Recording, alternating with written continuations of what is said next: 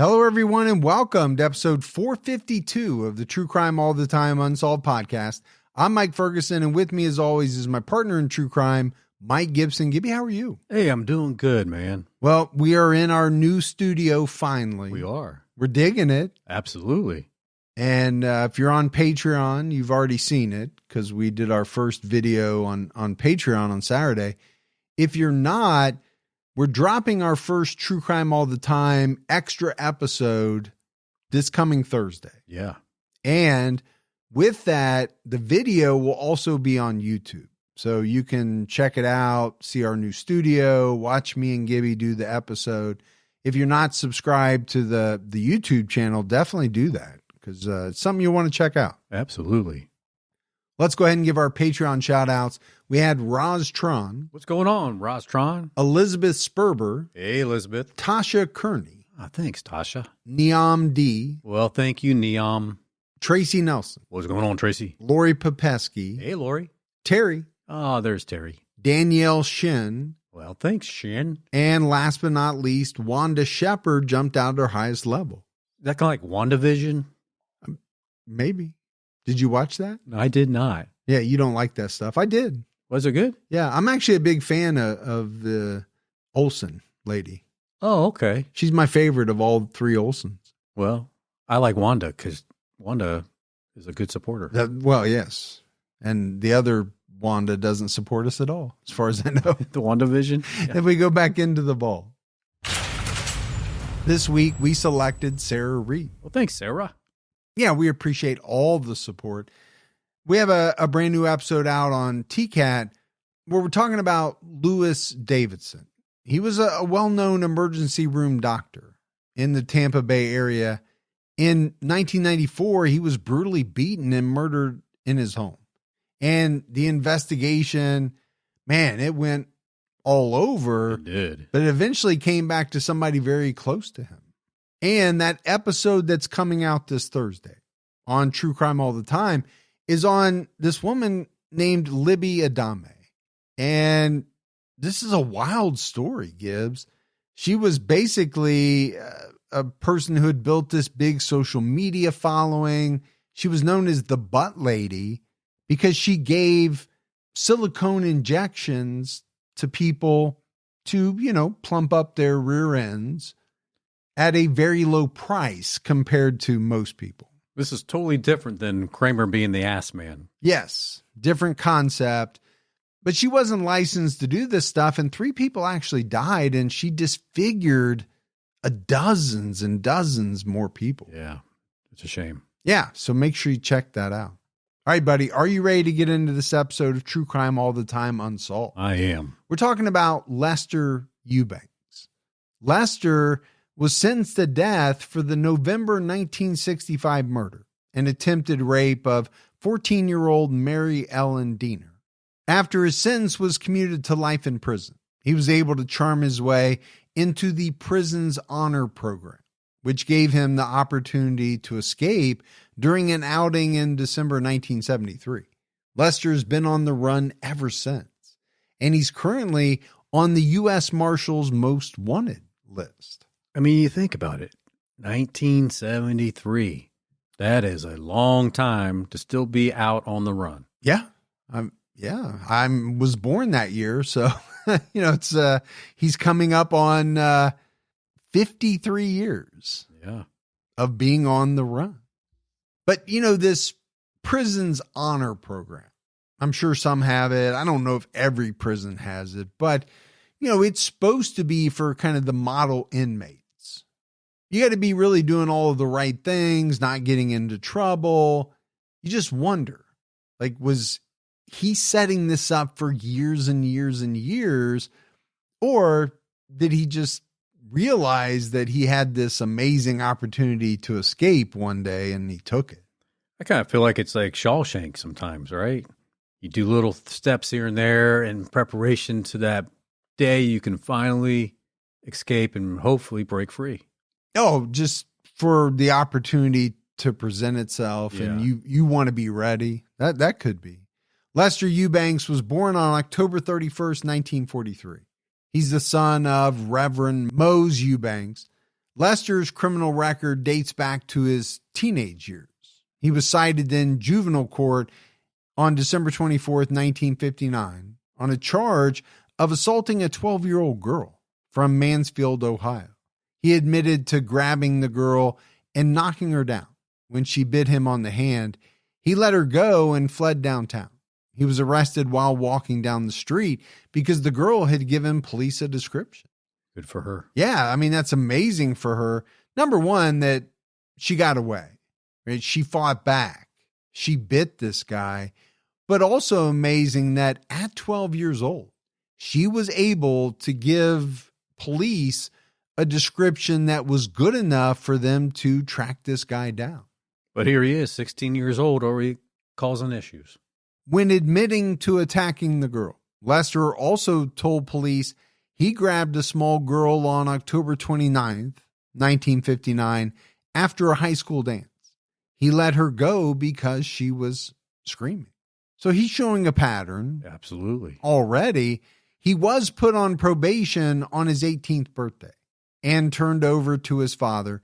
He wasn't allowed on the streets after dusk unless an adult was with him. And I'm thinking it's probably pretty lucky that's all he got. Yeah, that's kind of like a slap on the wrist. Well, I get it. He was a minor at the time, of these two incidents, but I don't know. I feel like today, these would be attempted kidnapping. I mean, they would really maybe pump up some of these charges. And even at 16, I feel like he could be tried as an adult in some places. I think you're right. I think the charges will be more severe. Yeah, I do too.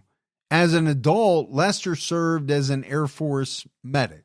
He earned a black belt in karate and enjoyed oil painting as a hobby. Well, you are a black belt in something, and I know you like to play with oil. Yeah, that could go a couple of different ways, so I'm just going to leave that one alone. My daughter did earn a black belt in Taekwondo. She beats my you-know-what a lot. She could if you don't stop messing with her.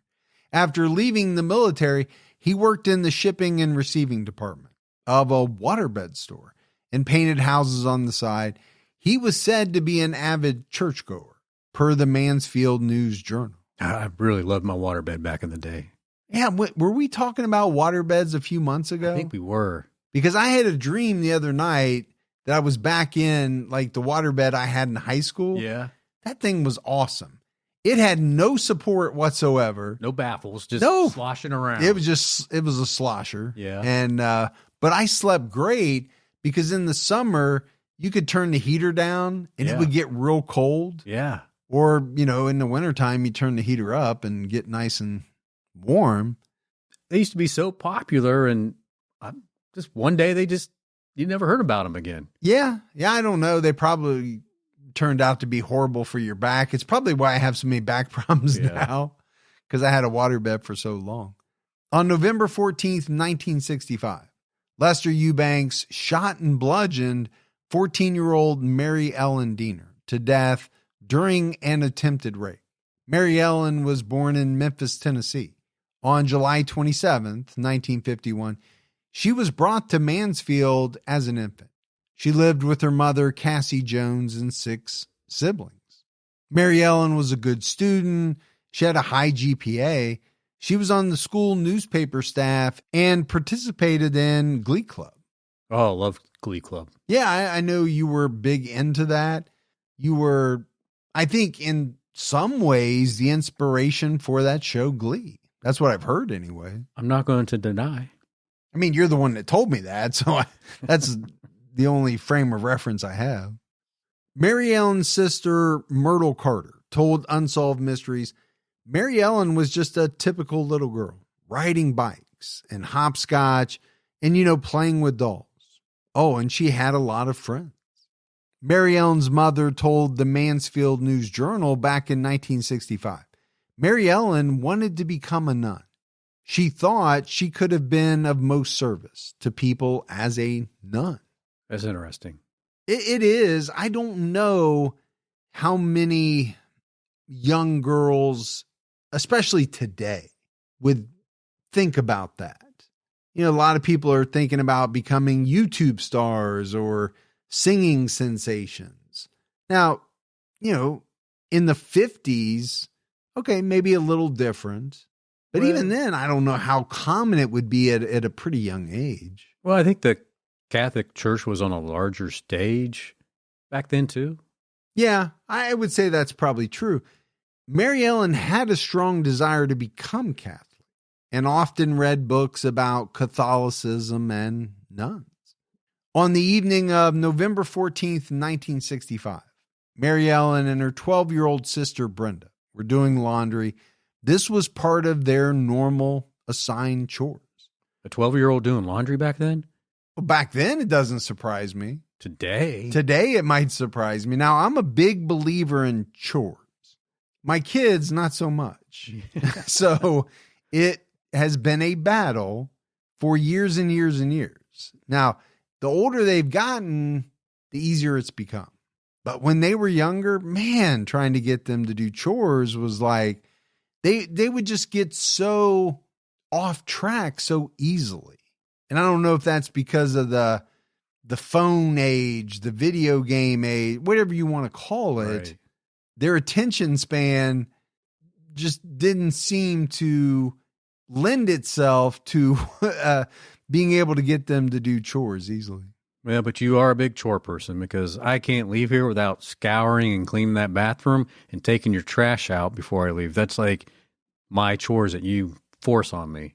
Yeah, well, you do pee all over the bathroom like 3 times while you're here. So I am elderly.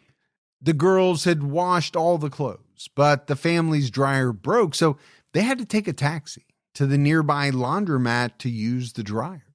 And that's a bad situation to be in. I'm sure many people listening have probably been there. Oh, yeah. Once you've washed the clothes, you need to dry the clothes.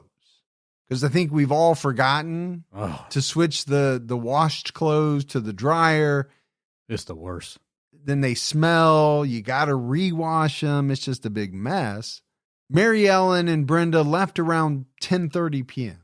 Cassie wasn't worried about her girls going out late at night because their grandmother, Love Williams, lived right next door to the laundromat, and they would go to her if they needed anything. Also, Mansfield was considered a safe city where everyone knew each other. And man, how many times have we heard that, especially going back into the 50s, the 60s? A lot of towns, people just didn't worry about crime. No, people would leave their front door unlocked. They would not worry about their kids getting on their bicycles and going down to the corner store and coming back. It just wasn't a concern. Until some big case changed it all, right? And by big, I mean something that hit that community. Right. The girls ran out of change while drying their clothes. Mary Ellen tried to get change at a gas station nearby, but she was unsuccessful. She returned to the laundromat and asked Brenda to go to another nearby laundromat to get change. Brenda said no because she was scared of the dark. Mary Ellen agreed to go and promised to be back soon. It was only about a 5-minute walk to the other laundromat, but Mary Ellen never returned. And I think it does, highlight a pretty big difference between, let's say 1965 and today. Most people today would not let girls this age out alone at 10:30 at night. No. They just wouldn't do it. No way. While she was walking back from the other laundromat, Mary Ellen was grabbed in the 300 block of North Mulberry Street by Lester Eubanks, who was out walking. Lester dragged Mary Ellen behind a house. She screamed for help. Lester pulled up her skirt and pulled her underwear down. Mary Ellen fought him and continued screaming until Lester pulled out a revolver and shot her twice in the chest and abdomen before fleeing the scene. After the attack, Lester went home to his apartment to clean up and get dressed for a night on the town, per Unsolved Mysteries. On his way back out, 20 minutes later, Lester passed by the crime scene and saw that Mary Ellen was still breathing. He beat her in the head with a brick until she died. Wow. I mean, that's just so brutal. It really is. And just to think, he had the opportunity to get her help before he ran away. And then again, when he came back, but he chose to make sure that she would die. And I can only think that, he thought she could identify him or something like that. Police found Mary Ellen's body 2 hours later after a neighbor called to report someone lying in a yard. Meanwhile, Mary Ellen's sister Brenda became frightened. When she didn't come back, she ran next door to her grandmother's house, and Love Williams went out looking for her granddaughter. She headed next door, but stopped short when she noticed police officers in a crowd near a vacant house just north of the laundromat. When she told police her granddaughter was missing, she was asked to view the body and identified Mary Ellen.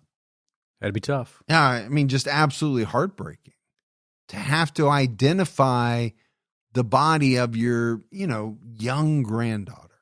Authorities determined that Mary Ellen was shot with .32 caliber bullets. While some officers were canvassing the neighborhood, others went to gun and hardware stores in the city to check records for recent gun sales. At a store called Diamond Hardware, records showed that Lester Eubanks purchased a .32 caliber Iver Johnson handgun less than a month before the murder. An informant had also spotted Lester, a well-known figure in Mansfield, in the area of the crime scene. Mary Ellen's sister Myrtle said in her interview with Unsolved Mysteries that she knew Lester as a guy that walked down the street. I just always thought he was weird and appeared to be a loner. He often fiddled with nunchucks as he walked up and down the street. Now that is strange. It's very strange. Someone walking up and down the street, okay, they could be getting exercise or they could be doing something nefarious or whatever. They could be doing a myriad of things. I just don't know if I've ever seen somebody walking down the street doing a Bruce Lee act with nunchucks. It's almost like they're trying to make a statement. Like, don't mess with me. I have these nunchucks and I'll take them to you.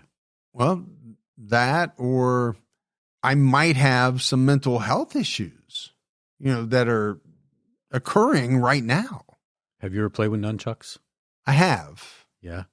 I actually broke an ex-girlfriend's nose accidentally playing around with a set of nunchucks. Why did you just do air quotes when you said accidentally? I did not do air quotes, but I felt really horrible about it. I don't know if I broke her nose. It definitely got bloody. I don't know if it broke, but be interesting how you explained that when you took her home. Yeah, that was a bad night for sure. Lester had at least 2 prior arrests for sex crimes, and at the time of the murder, he was out on bond for attempted rape. He was accused of attacking an 18-year-old waitress at a local restaurant in August 1965. So I want to take a step back, Gibbs, and just kind of talk about the police work, because it seems as though they kind of zeroed in on this guy pretty quickly. Yeah, they really did. The thought of going to the different gun shops and checking the records, that's smart. And then you have someone who claims that he was near the crime scene on the night that the murder occurred. And it fit his MO. Well, yeah. And you go back and you look at his record and obviously he's got some troubling things that happened in his past, but it does seem like they did a good job in the investigation. Now, maybe some of that stuff kind of fell in their lap. They happened to stumble upon the registration for the gun and all of that, but it's still pretty good police work, I would say. I agree with you. We're still early in the new year. Many of us are still working on our New Year's resolutions, better health, supplements. And when it comes to supplements you're taking every day, trust really matters. but choosing the right supplements can be confusing. That's exactly why I partnered with Momentous. They built a reputation as the high-trust brand in a low-trust category by holding themselves to a higher bar, what they call the Momentous standard. It's their commitment to doing things the right way, not the easy way. Momentous sources only the highest quality ingredients. Their whey protein comes from grass-fed European dairy cows. Their creatine uses the purest form of creatine monohydrate. What truly sets Momentous apart is their testing and transparency. Every product is independently certified by NSF for sport or informed sport, meaning it's tested for contaminants, heavy metals, banned substances, and verified for label accuracy. Right now, Momentous is offering our listeners up to 35% off your first order with promo code UNSOLVED. Head to livemomentous.com and use promo code UNSOLVED for up to 35% off your first order. That's livemomentous.com, promo code UNSOLVED.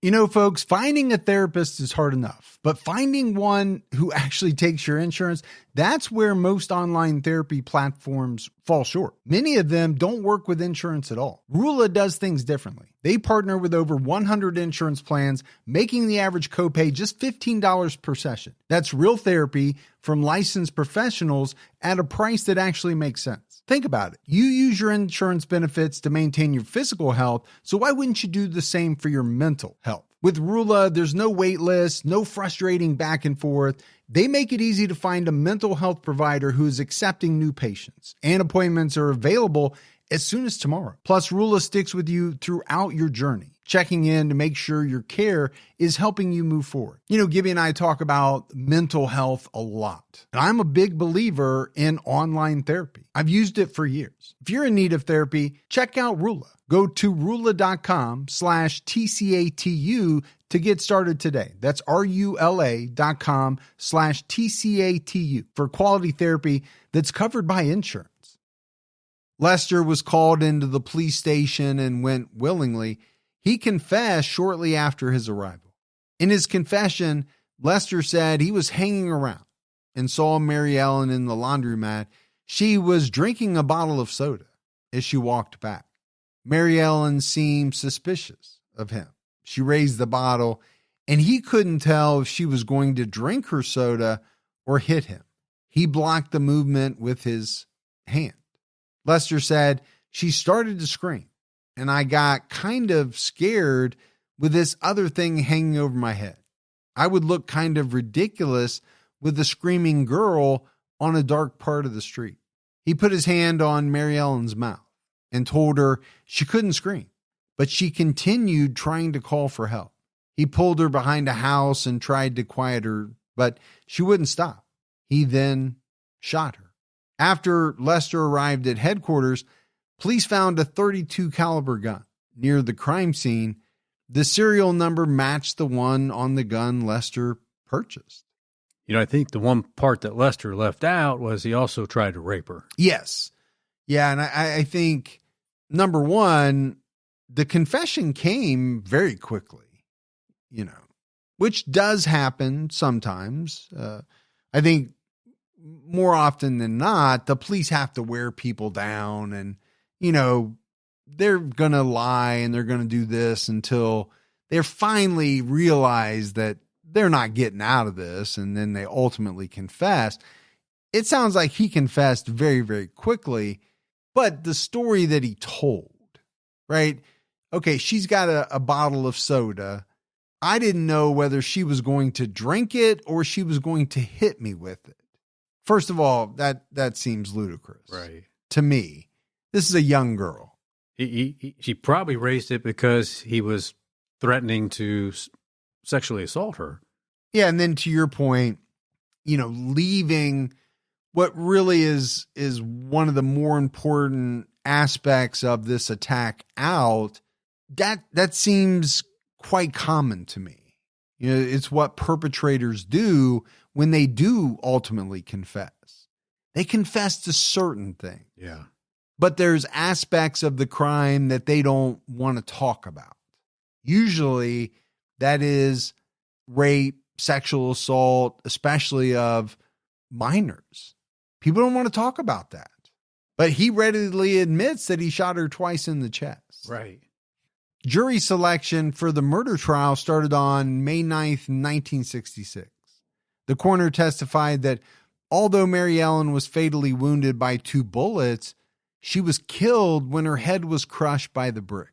The coroner knew he used a brick because he asked Lester directly at the police station what he struck the girl with.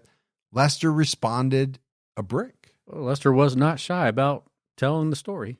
No, except for the sexual assault part. He left that piece out, right? But as far as shooting her, hitting her with a brick, he readily admitted all of that. Police Captain John Butler testified that Lester admitted the murder to his father when they met outside the police station 17 hours after the body was found. Butler saw Lester embrace his father. They were both crying, and he admitted to killing the girl. Butler said he told his father he saw the girl coming up Mulberry Street and that she had a soda pop bottle in her hand. He said he reached out and grabbed her and started dragging her to the rear of the house. Eubanks told his father that he was afraid he would be caught with her. Then he pulled his gun to scare her. She grabbed at it and it went off. So even with that story, if you were afraid that she was going to make noise and cause an issue for him, why'd you even grab her? Yeah, that's the point, right? Yeah. It goes back to there's definitely truth in all of these statements, but there's some aspects that are misleading as well. Because if you notice, when he's talking to his dad, he doesn't say anything about she raised this bottle. I was in fear, right? And that's why I grabbed her. He doesn't talk about that at all because we know that's not what happened. Right. I mean, he's saying I grabbed her and started dragging her to the rear of the house. Well, of course she's going to cause a scene at that point. Yeah, because she's been grabbed by a stranger. Yeah. I think what he does here is he also omits the sexual assault aspect. Right. But then he kind of puts the shooting back onto her. Yeah, she grabbed it. It went off. Wasn't my fault. It's the way she grabbed it. Captain Butler also read from Lester's signed statement where he admitted to returning to the crime scene and killing Mary Ellen. And for me, there's no way around that one, Gibbs. You know, you can give a bunch of different versions of the events of the first encounter, but the second encounter where he comes back and she's still breathing and he admits to crushing her head with a brick, there's no way around that. No. Even if his original story was correct, it was an accident. I did pull the gun, but I didn't shoot her. She caused that. Mm-hmm. Which nobody believes. No. And I know you don't either. But if you could believe that, that all went out the window, like you said, as soon as he picked that brick up and smashed her head. Yeah.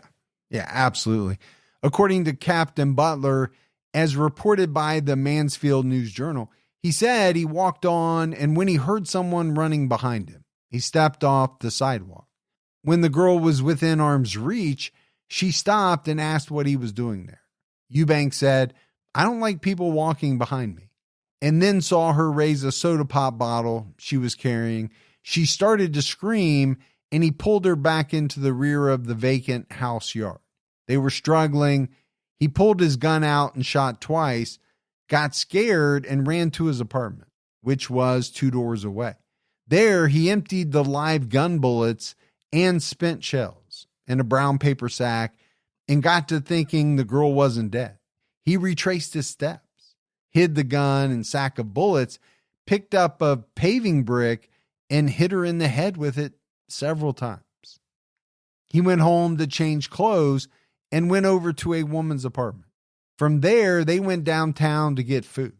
Lester and the woman returned to her apartment. The next morning, he went to church and was arrested in the afternoon. Oh, that's nice. He was able to go out on the town, have some food, go back with his lady, and, in the morning, go to church and, ask for forgiveness. And then that was his, 12, 14 hours after he killed somebody. Yeah, he obviously was not broken up Right. about what he had done. I mean, who goes on a date after that? I mean, if you can, what does that say? It says you're heartless. Yeah, you have no emotion.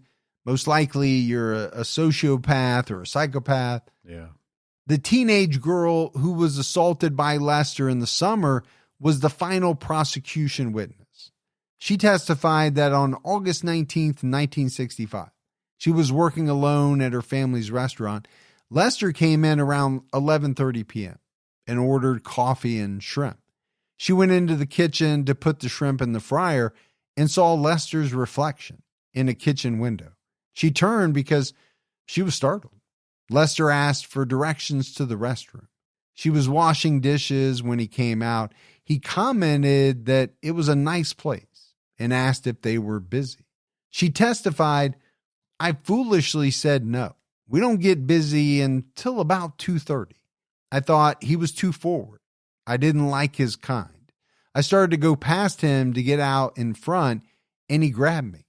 His arm was around my throat. He pushed me into the restroom and said, 'Listen to this or I'll kill you.' He put both hands around my throat and choked me. I passed out." I mean, all of these scenarios, they're not only violent, but they're also very scary. Yeah. I mean, Lester's got some issues here. This girl testified that she had seen Lester at the restaurant before and also recognized him as one of 4 people who put on a judo exhibition at her high school. Let's not forget, right? We said he was a black belt. We did. And so, when you think about hands to the throat, or maybe even, like a choke hold, is it possible that, maybe he would have had some training in that? Yeah, maybe. Yeah, I think he would have more knowledge in that area than most. Yeah, it depends on what type of, discipline you're training in, but some of those do really focus in on chokeholds and things like that.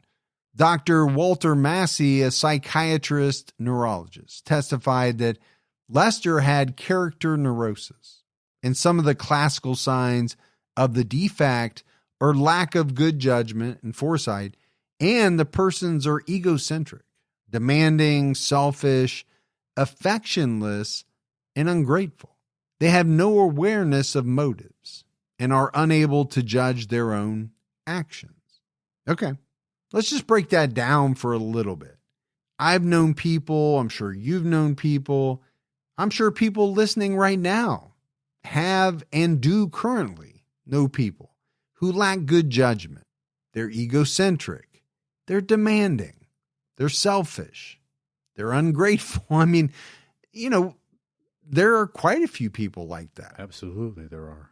Now, when you go on and you say they have no awareness of motives and are unable to judge their own actions. Okay, now we're getting into a much different realm, in my opinion. This is, to me, like they don't know right from wrong. They don't know what they're doing is wrong. They're just doing it. Lester then got on the stand to testify in his own defense. He denied ever seeing the girl who accused him of rape, claiming he pleaded innocent to the charge and was with a lady friend that night.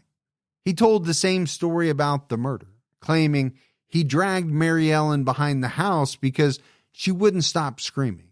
He took his pistol out just to scare her, but they struggled with it and the gun went off. He testified that afterwards he broke down crying in his apartment, saying, "I thought maybe there was something I could do for her. I am trained to help people. I am an Air Force medic." He went back to the scene and felt her wrist for a pulse, but couldn't find one. I concluded she was dead. I then got angry with myself, found a brick there and hit her a couple of times. Then I hid the gun and bullets and left. I don't really think she tried to struggle to get the gun from him. No, I don't think so at all. I think that's just something he's adding to the story.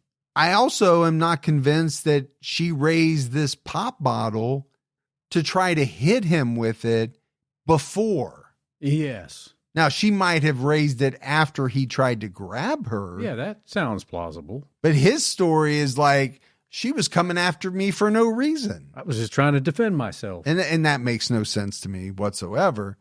But then this new part, okay, he's a trained Air Force medic. So he goes back and he can't find a pulse. But he picks up the brick not to kill her because she's still alive, but because he's upset and angry with himself, which I don't understand in the slightest. No, I mean, you could be frustrated. What does that have to do with what you did to her with that frustration? But again, you know, people say stuff. It's so hard to make sense of, Gibbs, because number one, they talk in circles. They tell multiple different versions, you know, of the story. And very rarely do, you know, many of them make sense. None of these seem to make sense to me. I mean, I feel like he's just scrambling to try to make sense. Yeah, me too. He's trying to come up with something that he believes people will understand or believe that will maybe lessen his culpability in some way. But that's what I think he's doing. But it makes it worse, doesn't it? To me, it does, because it just shows that you're a liar. You have to be a liar because you've told so many different versions. They can't all be true. On May 25th, 1966, Lester was found guilty of first-degree murder while attempting to commit rape. The jury made no recommendation of mercy, which automatically carried the death penalty. While on death row, Lester was described as a quiet inmate who kept to himself. He enjoyed painting and writing and won awards for his oil paintings. His execution was pushed back 3 times for different reasons, according to KIRO 7. And then on August 1st, 1972, the Supreme Court set aside the death sentences of 12 Ohio inmates, including Lester Eubanks. And my first thought was, you know, we know, right, that a lot of people escaped the death penalty after the Supreme Court ruling. Yeah. Their sentences were changed to life. But this one, Lester's, jumped out at me because his execution was pushed back 3 times. So he very easily could have been executed before the Supreme Court ruling came down.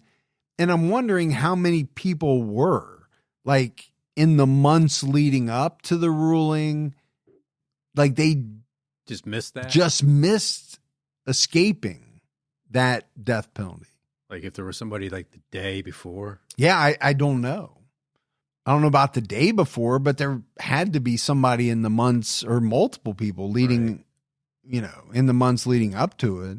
After his sentence was commuted, Lester charmed his way into the prison's honor program. He received letters of recommendation from prison staff. Honor program inmates were occasionally allowed to go on short trips outside prison. And I think I've said it before, Gibbs, I'm not a big fan of this. This happens quite a bit in other countries. It does. In cases that we talk about. And sometimes people are left alone or allowed to go into town by themselves and just asked to report back at a certain time. And these aren't people that got picked up for shoplifting. These are murderers, rapists. I get it. Every country's different. I'm just not crazy about it. I mean, if you have a life sentence, you're in there for life. There's no reason that you need to come out and do any of that. Yeah, I get it. He was being good, or, you know, he was following all the rules. Yeah. I understand that. Okay, maybe you get a little more rec time. Yeah, we'll give him an extra piece of bread at dinner. I don't know. Whatever. But to go on trips, it's just not my thing. To me, it's not what prison is for. Now, if you're getting out soon and they want to try to slowly introduce you back into society, depending on how your mindset is, maybe that's a kind of a good thing to do. I even worry about that. Yeah, I'm not even crazy about that. I'll be honest with you. I understand there could be a rehabilitation aspect to it, but I don't know, the negatives just outweigh the positives for me and what could go wrong. And obviously we're going to see what goes wrong here. Sure. On December 7th, 1973, Lester and 3 other inmates were allowed to go Christmas shopping. They were dropped off at a mall in Columbus at 10 a.m. and told to meet for pickup at 2 p.m. They were dressed in civilian clothes and they weren't accompanied by a guard. This is a man with a life sentence. Yeah. First of all, if I'm at that mall with my wife and kids, I'm not happy that convicted murderers are walking around in Levi's and flannels. I can't tell them apart. I'm still stuck on what were they doing Christmas shopping? They're in a prison. Who are they shopping for? Yeah. I mean, I get it, people back home, but... And if you're making like 10 cents a day, stamping out license plates, I mean, how much money you have to go buy anything? Yeah, I don't know. People may not agree with me, but I just don't feel like this is the right way to go. I just don't at all. Not shocking to me, Lester wasn't present at 2 p.m. According to Fox 2 Detroit, he was picked up by a close associate. A friend then drove him to Michigan. He spent about 2 weeks in the Detroit area before heading to California. And my thought is, Gibbs, why would you not try to get away? You have a life sentence. Yeah. Now, I don't know, if he had possibility of parole. I can't remember in the research or if we talked about it. But especially if you didn't, and I'm thinking if your death sentence was commuted, I thought those ended up being life without parole. So what's the disadvantage of him not trying? Yeah. He loses his honor status. What are they going to do? Say, oh, well, you get life plus an extra 10 for trying that. Okay. It just seems like the incentive for him to run is just far too great. I'm sure you've heard a lot about GLP-1s, and there are a lot of potential benefits. In addition to weight loss, not only can patients lose weight, but they can also expect to have better lab numbers, more energy, new levels of confidence, and more benefits that go beyond the scale. Ro offers the first FDA-approved GLP-1 pill for weight loss at the lowest cost around. The new GLP-1 pill has the same weight loss ingredient as the shot and packs comparable results. It can help patients lose 14% of their body weight in a year on average. That's one daily pill for fewer cravings and feeling fuller with an innovative new formula that's clinically proven to maximize weight loss. The Ro Body membership includes access to FDA-approved GLP-1s, unlimited provider messaging, side effect management, and more, all for just $45 for your first month and $145 per month thereafter. The Ro membership fee excludes the cost of GLP-1 medication. In addition to the newly approved pill, Ro also offers a full suite of the most effective brand-named FDA-approved GLP-1s, all at the lowest cost. Go to ro.co/unsolved to see if you're eligible for the new GLP-1 pill on Ro. That's ro.co/unsolved to get started on Ro. Go to ro.co/safety for boxed warning and full safety information about GLP-1 medications. The 14% weight loss claim is based on study in non-diabetics with obesity or overweight plus a weight-related condition with diet and exercise. Homes.com knows that when it comes to home shopping, it's never just about the house or condo, it's about the home. And what makes a home is more than just the house or property. It's the location and the neighborhood. If you have kids, it's also schools, nearby parks, and transportation options. That's why Homes.com goes above and beyond to bring home shoppers the in-depth information they need to find the right home. And when I say in-depth, I'm talking deep. Each listing features comprehensive information about the neighborhood, complete with a video guide. They also have details about local schools with test scores, state rankings, and student-to-teacher ratio. They even have an agent directory with the sales history of each agent. So when it comes to finding a home, not just a house, this is everything you need to know, all in one place. Homes.com. We've done your homework. There was no trace of Lester for many years, but investigators began actively searching in the 90s. America's Most Wanted aired a segment on Lester in 1994. A California woman called in and said Lester had been living with his cousin's widow in the 70s. The widow confirmed it to detectives. According to the Columbus Dispatch, Lester stayed with a woman named Kay Banks in North Hollywood, whom he'd been corresponding with from prison. Well, we know there's a lot of people that like to correspond with people in prison. My thought is, though, if she was corresponding with him, she undoubtedly knew his circumstance. Right. And when he shows up, I don't think she could have been in the dark about whether or not he was supposed to be out.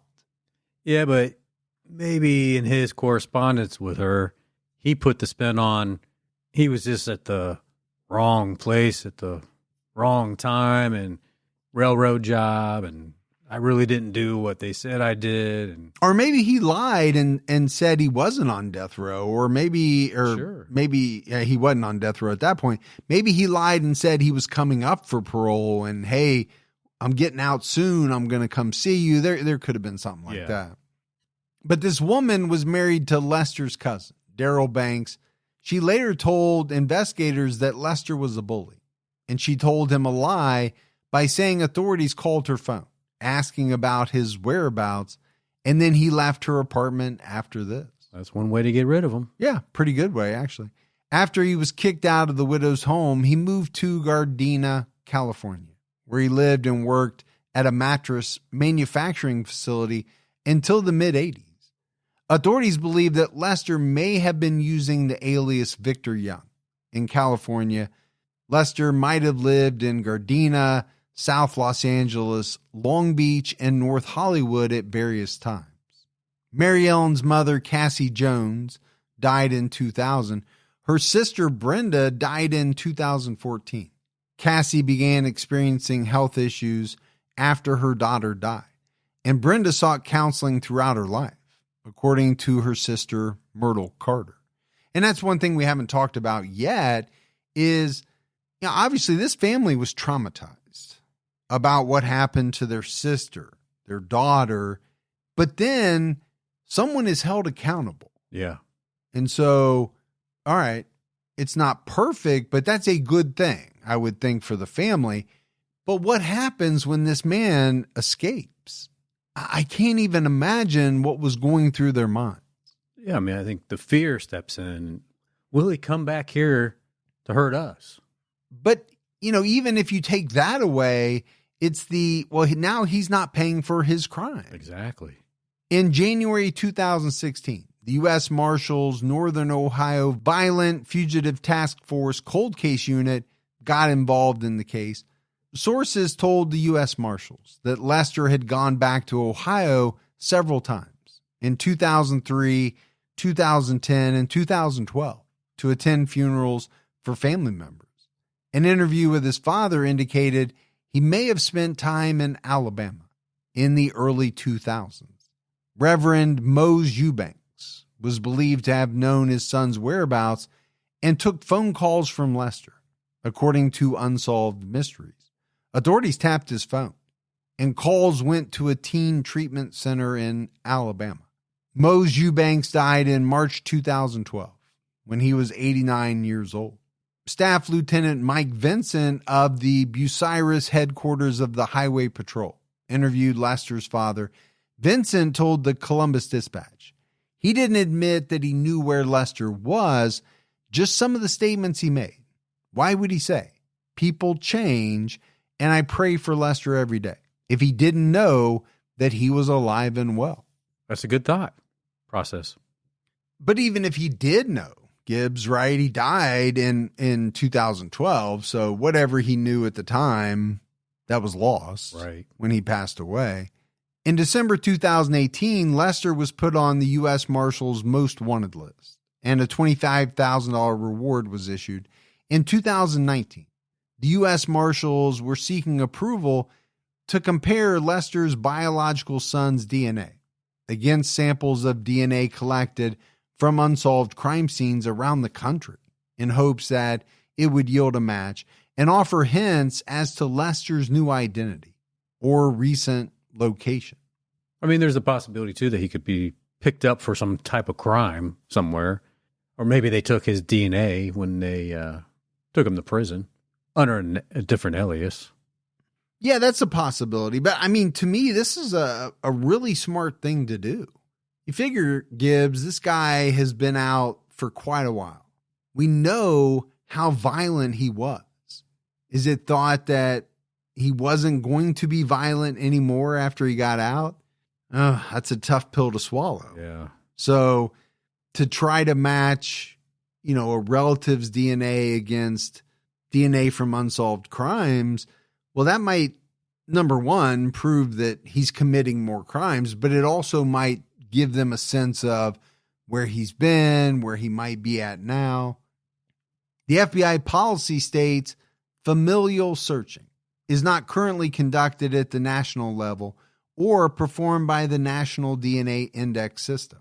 The man who provided the DNA asked ABC not to identify him.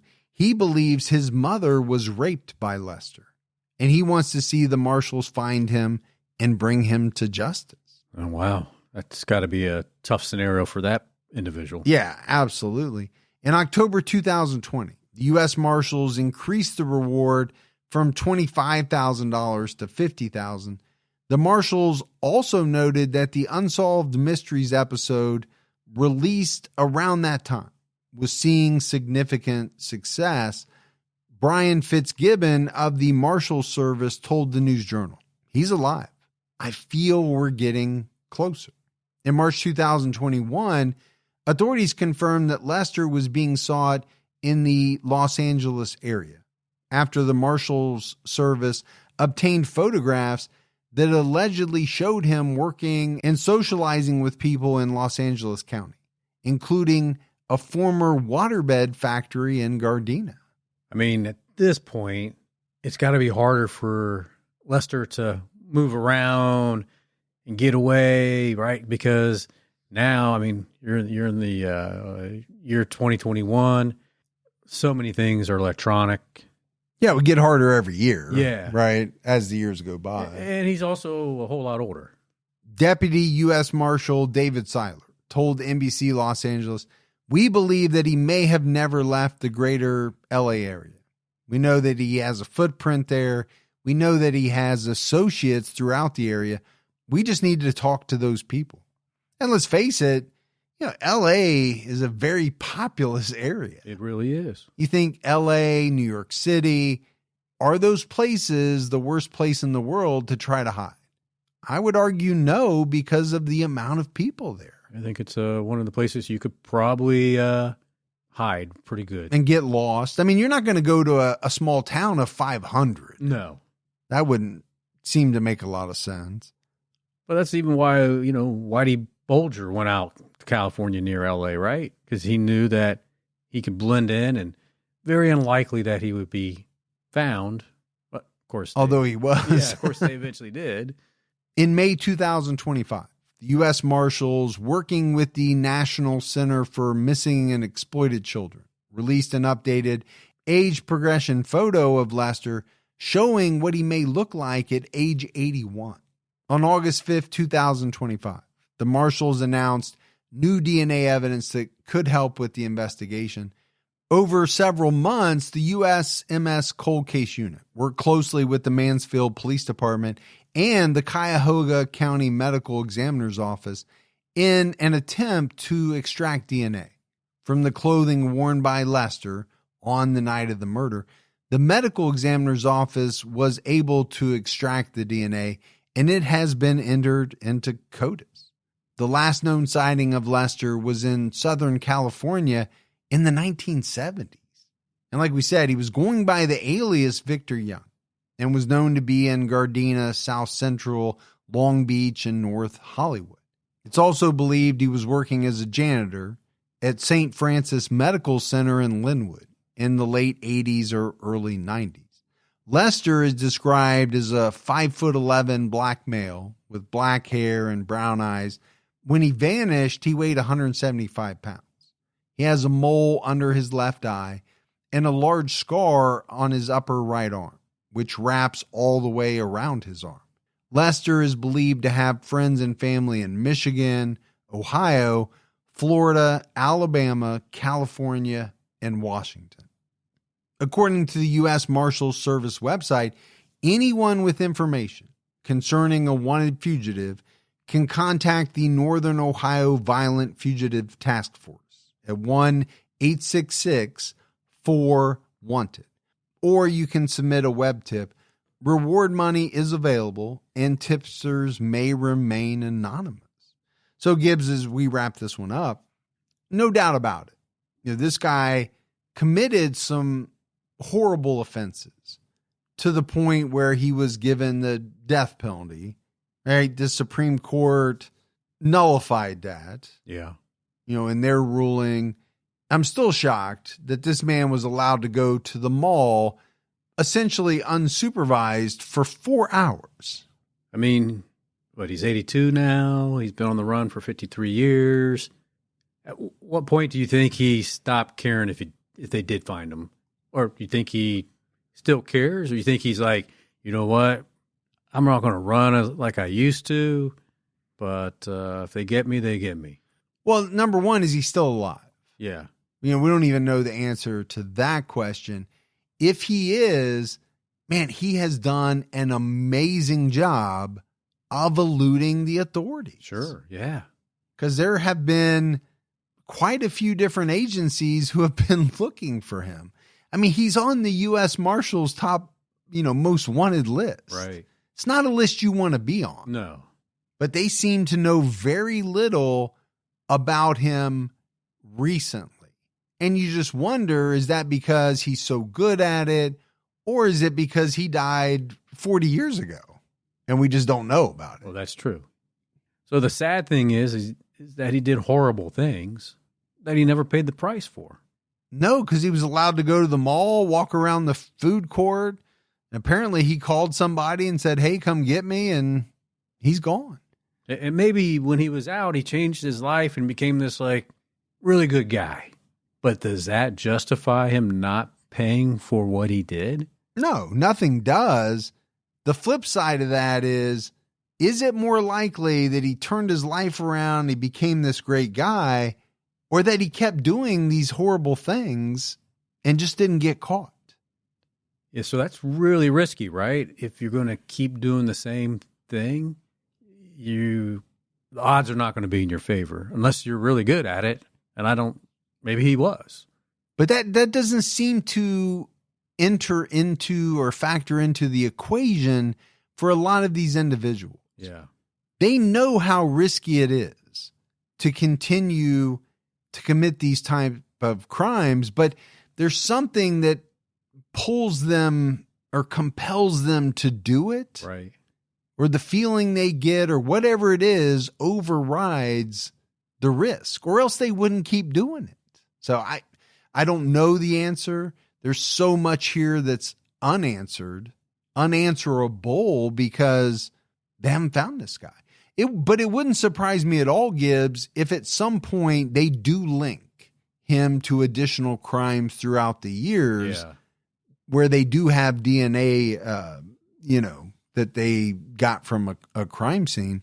That wouldn't surprise me at all. It wouldn't surprise me if this guy's already deceased. Well, that's what I'm kind of thinking at this point, being that if he was alive, he'd be 82. In a couple of months, he would turn 82. So, I don't know. Will they ever find him? Maybe, if he's still alive. But even if they do, they're going to send him back to prison. How much time on this earth does he have left? Yeah. He got to spend, even if they caught him tomorrow, he got to spend 50 plus years. Yeah, his prime life. Yeah. Out. Free. Why? Because you let him go to the mall. The Christmas shop. Like a teenager. Crazy. I just don't get it. But that's it for our episode on Lester Eubanks. We got a voicemail. You want to check that out? Let's hear it. Hey, Mike and Gibby. This is Rick in Alabama. longtime listener, friend of the show. I have a case that I think would be perfect for you for Unsolved. It's the Sean Suiter case, a police detective who was killed in Baltimore City. The circumstances are extremely interesting, and to this day, there's a lot of questions about how he actually met his demise. But anyway, I think you should look into it. It'd be a great one. A lot of twists and turns, a lot of interesting things involved with it. And hey, keep up the good work. I'll keep listening. Thanks. All right. Appreciate the voicemail. And that's definitely one we'll look into. I'm not familiar with it. Yeah. It'd be interesting to do a little deeper dive. Yep. Sounds like it would be. All right, buddy. That is it for another episode of True Crime All the Time Unsolved. So for Mike and Gibby, stay safe and keep your own time ticking.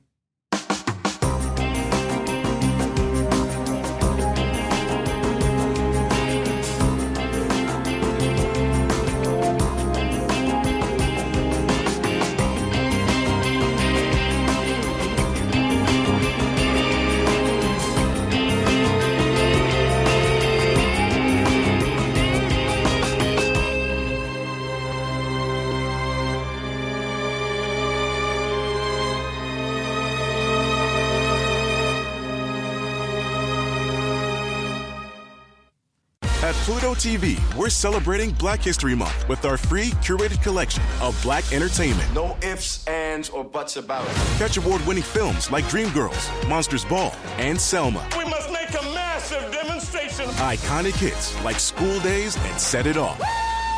Plus full seasons of shows like Tyler Perry's Sisters and Power. I got you. It's star-studded brilliant Black entertainment, and it's all free. It's getting good. This month and always on Pluto TV. Stream now, pay never.